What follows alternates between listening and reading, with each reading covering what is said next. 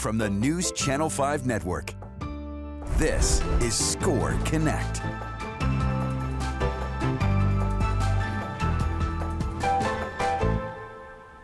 Hey, and welcome to Score Connect. I'm your host, Anavia, and we are here today bringing you more stories, resources, advice, and general information from Nashville-based business leaders. We are sponsored by SCORE, which is a national organization of volunteer mentors to help you grow your business or get started as an entrepreneur.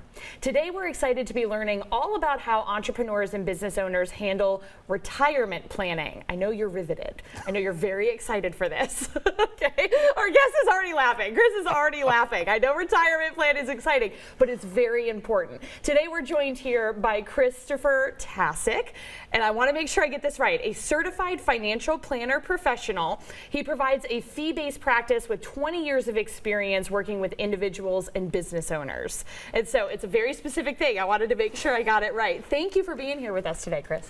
Hey, thank you so much. I'm proud to be here. I've always enjoyed the work SCORE does, and I think it's a great service for entrepreneurs, and it's an honor to be part of this for SCORE in Nashville. Thank you. Thank you. Well, we have a lot of support from the community. And of course, you know, on our show, we try to bring in business owners. And the first question I always ask is, how did you find yourself to be a business owner? What drove that motivation? Sure. So I've always done a lot of volunteer work, going back probably as far as high school, maybe even earlier. My wife and I actually met doing volunteer work. So I always had a desire to go into a business where I would serve others. Most of the work I had before I went out on my own was entrepreneurial or intrapreneurial in nature. And when we decided we were going to start a family, I was doing work where I was traveling quite frequently and wanted a better lifestyle for being a dad and flexibility to do those things, and kind of looked at what I had done background-wise. I majored in finance at NYU, had always been in the financial services industry in one way or shape or another, and sort of spoke to my mentors, and one of them reminded me that I also enjoy teaching. I'm a pretty good teacher. Yeah. And pretty quickly honed in on going into financial planning. And as I did it, I kind of expected to start a practice, but I realized I was growing a business like everyone else. And I've walked down that road and seen the challenges. Surprise, you're a salesperson. Exactly. Yeah. and your marketing and IT and everything else. And I realized that I faced the same challenges and hardships other business owners face, and it was great that I had mentors along the way and advisors who were able to pull me out of working in the business where you tend to grind down and to work on my business. And I'm really proud that I've been able to build a business where I can follow along with others now and help them walk down that path as they achieve their goals and hopefully some of their financial and business dreams. Yeah. And so one of the things you and I were talking, this has been several months ago now when we were talking about having you on the show, because we're coming into the end of the year, we're starting the new year, and a lot of people are making these New Year's resolutions. And one of the things that business owners often get overwhelmed with, or maybe even forget about, is retirement planning. Because when you work a standard job, a lot of times that 401k just kind of comes with it and it's an easy box to check. But when you own a business, you have to be the one to set up the retirement planning. And if you're not generating a revenue, if you're not paying yourself yet, like that can feel almost too big to be achievable, right? So how do you feel like small business owners, Americans in general, are prepared for retirement planning, especially when we're talking about supplementing Social Security? Okay, so if you look at data, which is where I tend to go being a numbers guy. No, really? Shocking, of course. But yeah, the data doesn't look great. So Vanguard did a study of the average balances across 401k plans. And if you look at the data, there's a segment called the Retirement Red Zone, which Prudential has coined successfully, which talks about folks between ages 55 to 64 who are sort of looking down the barrel towards retirement. Right. When do we want to stop? And the average balance for that group is $209,000 in their 401k. As you dig into the data, the median balance is $71,000. Wow. And for those who aren't statistical wonks, the median is the midpoint of the data. So what that means is a lot of people 50% of the people have $71,000 or less. So the average income in the U.S., according to Department of Labor, is about $6,250 a month. Okay. And the average Social Security payment is going to be about $2,200, about $1,700 a month in retirement.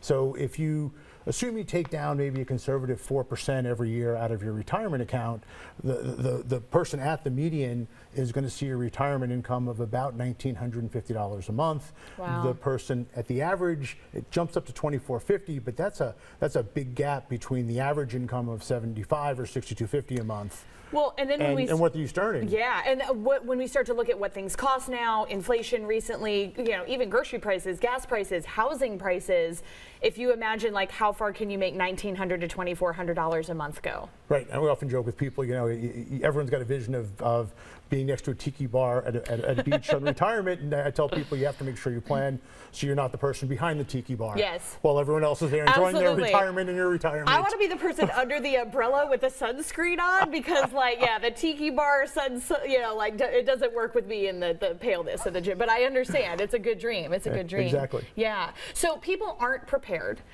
How do they get prepared? How do they evaluate the options? Like, how do they maybe set that up on behalf of their company for themselves and their employees? So, in speaking to small business owners directly here, retirement plans have their roots in the tax code. So the IRS, another great acronym, and there'll be a lot of them I today. hope everyone knows the IRS acronym if you're running a business. If not, you're going to want to Google that ASAP. Yeah. Exactly. And of course, the code introduces a whole bunch of new acronyms, so it's kind of an alphabet soup of retirement plans. Sure. So we'll stand on the rim and dive into the bowl. There's three main categories of retirement plans.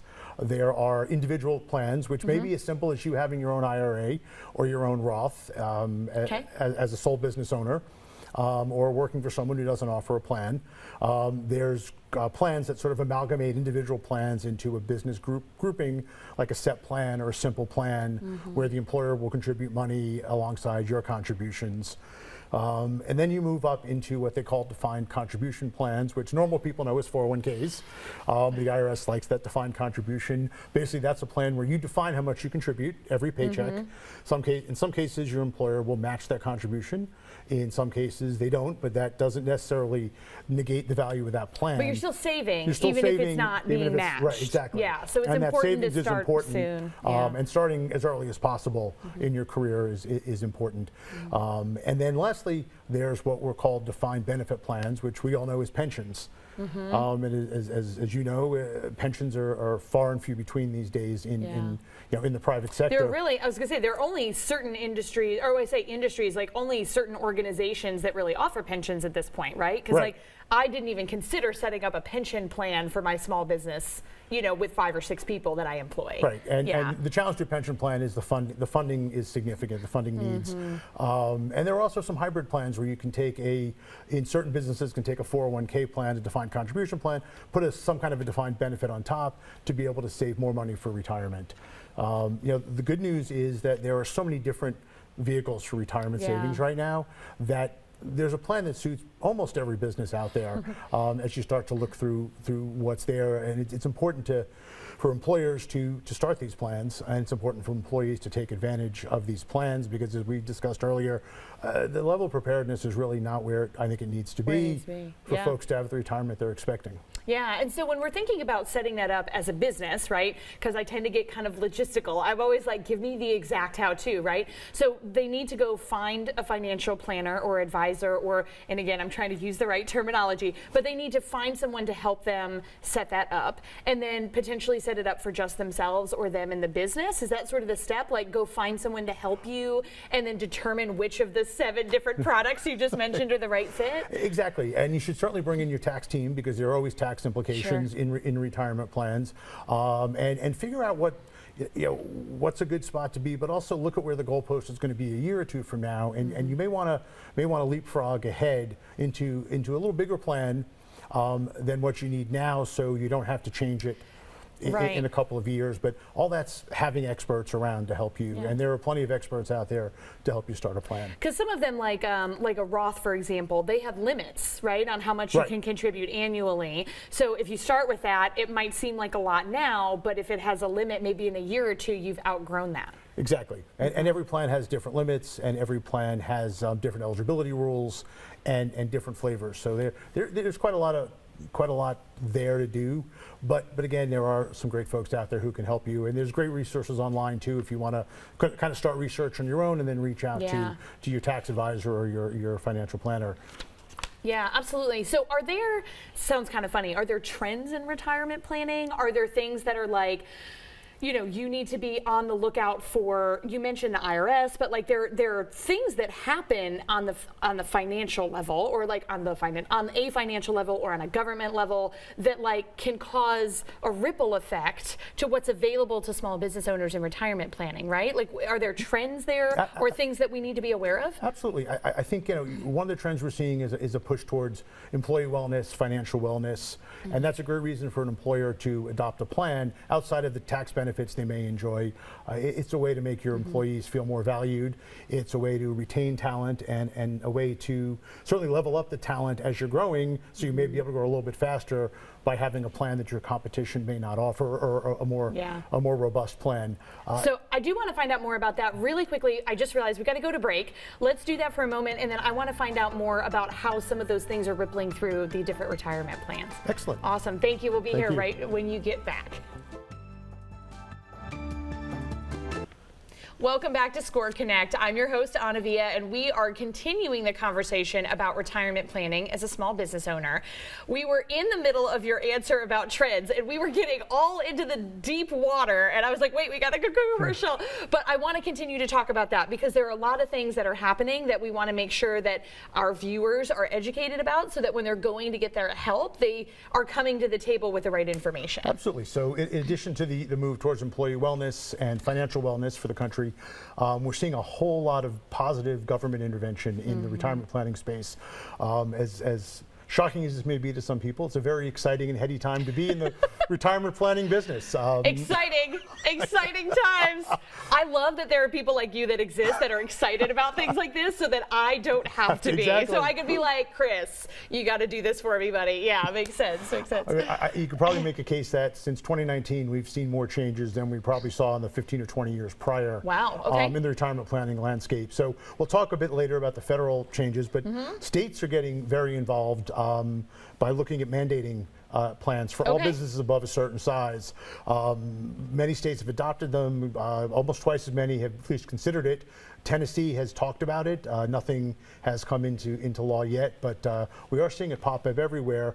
The good news about that is it's stimulated the financial tech industry to bring better solutions, enhance the technology, which makes plans easier to manage and administer for owners, and get them set up. And then also much easier for participants to access. Almost all enrollment that I see now is done on an app or on a computer. Okay. The days of paper and all those things are gone. This is my payment for my retirement planning. It's 2024. We can click a button now. Exactly. Yeah. And I'd say we lagged behind for a while in that. So I'm excited to see that it's led there.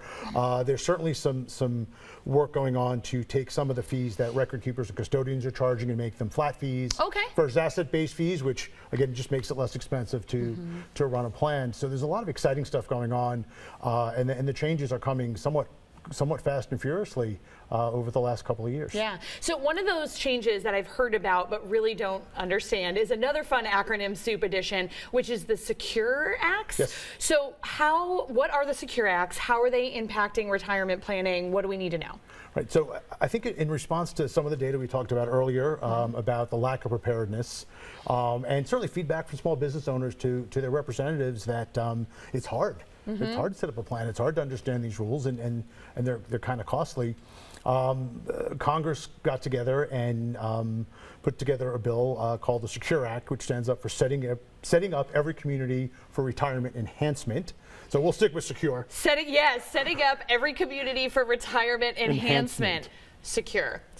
Okay, I'm going to make a little note. So back in 2019, they passed Secure Act, which had about 29 provisions, kind of manageable. Sure. Although not all of them are in effect yet. And then, of course, in 2022, they came back and added over 90 more provisions, Secure Act 2.0. So we're all kind of sitting on the edge of the chair now for Secure Act 3.0 and 4.0. Sure. But they have really dramatically changed, I think, in a great way, the landscape, both for employers who want to set up plans for their businesses and employees who are participating in their plans. The way this kind of works is, if you remember Schoolhouse Rock, your bill walks up the steps to Capitol Hill. I'm just a bill. Yeah, just a bill on Capitol Hill. And these bills went through both houses of Congress with bipartisan support. Okay. Very quickly signed by the presidents at the time. and went out as law. So once a law is passed, of course, government agencies get involved because they have to translate all of these documents into practical things that financial services industry and others can put into effect and use for folks. So we're waiting on more guidance from the IRS, from the Department of Labor, the Pension Benefit Guarantee Corporation, the Department of Treasury, and other agencies who have oversight on retirement plans. But that's coming pretty quickly. We got an 80-page Christmas present from the IRS with a whole lot of new information. So not all the provisions, all 120 are in effect yet, but they're on the path to get there. So in terms of provisions, rather than go through all 120 in a lightning round. Let's not, yeah. I think there's some key ones. I actually want to know if you could say them all, like in a lightning round, like here they are, bump, bump, bump, bump. Yeah, no, let's not. I need copious cue points. But one of the first things they addressed was how can we make it even easier for small business plans to start plans, and they put tax credits out. Okay. So there are enhanced tax credits. Business owners love tax credits. Absolutely. And they've enhanced the credits that were available from Secure Act 1.0 in 2.0, so many more businesses may be eligible for it for rolling out new plans, but they have also added in credits for existing plans in some cases that may be able to modify their plan and take advantage of some of these credits. I think one of the most important things I saw was a tax credit if you have your plan set up to auto-enroll employees. Okay. And I think auto-enrollment is excellent because it makes you, instead of being proactive as an employer or even a business owner, because a business owner is eligible for their own plan, you're reactive. You have to consciously say, okay, no, I don't want to save for retirement. Because on your eligibility date, by the terms of your plan, you're automatically in the plan at some level of contribution. Awesome. So how do you, when you're talking about like the auto enrollment and contribution and that kind of thing, do you have like can you share like a general range of, if I'm setting up a retirement plan for my business and for my team members, is there a general like range of a percentage of savings for myself, for my team members, or a match? Like obviously you can't give that direct advice to, because it's not an individual business, but like, is it 0.5%? Is it 4%? Is it 800%? Like, there's a big, because obviously any employee is going to be like, the more money you want to give me, the better, right? But like, how can we sort of estimate and say, if I'm planning for my future, this is a good range of money to potentially put back? So there are a lot of studies that talk about the 10% savings level, which could be achieved by your contribution, your employer match. But every circumstance is different. So each individual needs to seek out advice from their own personal advisors, tax advisors on what would work for them. One of the overarching rules, though, is the earlier you start, the better off you are. Time value of money is a wonderful concept. So we like to encourage everyone to participate in the plan, certainly younger people to be as aggressive as their means allow, but folks that are in that red zone also need to be pretty aggressive. Secure Act has made a couple changes there. They've increased the amounts of money most people can save in their plan, and they've also delayed when required minimum distributions, those forced withdrawals you have to take from your plan occur, and that's going to be ongoing until the early 2030s when that age will move up to about 75. Oh, wow. Is that part of the new Secure Act Act 2.0? Yeah, so 1.0 moved it a little bit, 2.0 moved it a bit more. And there's also some enhancements in 2.0 for increasing part-time employee involvement. Okay. So it's a less time commitment to the firm. These should go in effect, I think they're scheduled for next year. And they'll be tracked with all this new financial tech we have now. Day you get hired, you get put into a system, and if it's an auto-enrollment plan, the part-timer gets auto-enrolled on their eligibility paycheck. The same way a full-timer would, and I think part-timers are probably missing a lot of small business retirement planning opportunities inherent on being part-timers. So if you meet the definition under the code, the part-timer can be involved in there. Can enroll as well.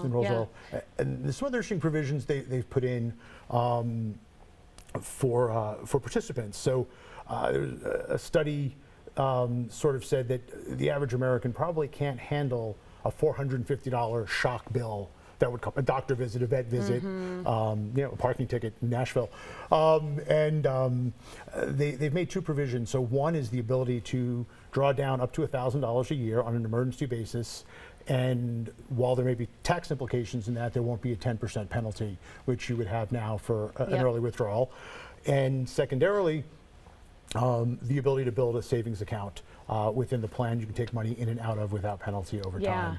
So a lot of really great additions that make it easier to save money, easier to let your employees save money, and to make it easier to access and contribute. Absolutely. That's awesome. That's awesome. Thank you so much. I want to make sure that our audience finds out more about how to get in touch with you when they get back.